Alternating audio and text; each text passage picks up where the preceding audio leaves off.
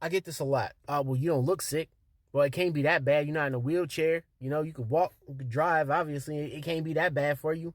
Dialysis ain't really that hard. I mean, look at you. You look sick. You don't look sick. But here's the thing about that. Looks can be deceiving. You cannot, how somebody looks is not an indication of how they feel. This is not even something that I feel like I should have to say, but I get it all the time, frequently, especially in the beginning. And most of the people that I usually hear that from are people within the profession of like nephrology, kidney disease, and all that stuff. Oh, well, I mean, it's not that bad, right? Like, look at you. You don't look sick. And it's either because they know nothing about what's happening to you or they don't care. But really, how could they? You know, like they've been healthy their entire lives. They don't know how to be or adjust to any other way of life. That's all they know. So then when you end up going into this world and the staff, they see you walking into a dialysis unit and then they see you walk out of a dialysis unit, then they're like, oh, well, he's cool. My appearance has nothing to do with how I feel. The reality is that I need a machine to keep me alive. So that's not my opinion.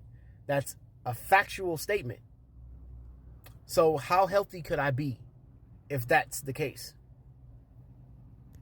I may not be as bad off as like an 80-year-old grandma or grandpa going into a dialysis center, but I still have my own challenges. And this is still not a fun experience. And me being relatively young doesn't mean that I still don't need surgeries and I don't get infections or end up in the hospital or any of that stuff. You know, in closing, like I said before, appearance is not an indicator of health or how you feel. There's been times where it's gotten really bad. Like really, really bad. Hospital stays for weeks at a time. You know, barely able to walk. You know, and these are things that I've experienced as a, quote, healthy person, dialysis patient. And I'm not exempt of any of it.